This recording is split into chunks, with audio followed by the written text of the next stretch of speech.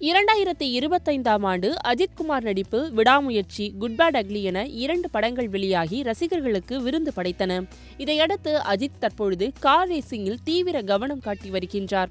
இதனால் அவரது அடுத்த படத்தின் படப்பிடிப்பு 2026ஆம் ஆண்டில்தான் தொடங்க இருக்கின்றது. AK-64 படத்திற்காக மீண்டும் ஒருமுறை ஆர்த்திக் ரவிச்சந்திரனுடன் அஜித் கைகோர்க்கின்றார். விரைவில் படம் குறித்த அதிகாரப்பூர்வ அறிவிப்பு வெளியாகும் என்று எதிர்பார்க்கப்படுகின்றது. இந்த நிலையில் வருகின்ற பொங்கலுக்கு சன் தொலைக்காட்சியில் அஜித் நடிப்பில் வெளியான குட் பேட் அக்லி திரைப்படம் வெளியாக இருப்பதாக கூறப்படுகின்றது.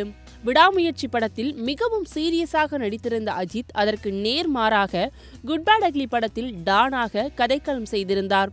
2025ஆம் ஆண்டு கோலிவுட்டில் அதிகம் வசூல் செய்த படங்களில் குட் பேட் அக்லி முக்கிய இடத்தை பிடித்துள்ளது. இதனால் பொங்கல் தினத்தில் இப்படம் தொலைக்காட்சியில் ஒளிபரப்பாக இருப்பது ரசிகர்களுக்கு மகிழ்ச்சியை அளித்துள்ளது.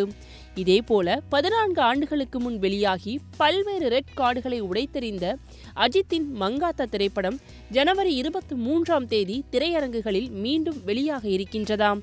எனவே 2026ஆம் ஆண்டு ஜனவரி அஜித் ரசிகர்களுக்கு நல்லதொரு மாதமாக மாறவிருக்கின்றது.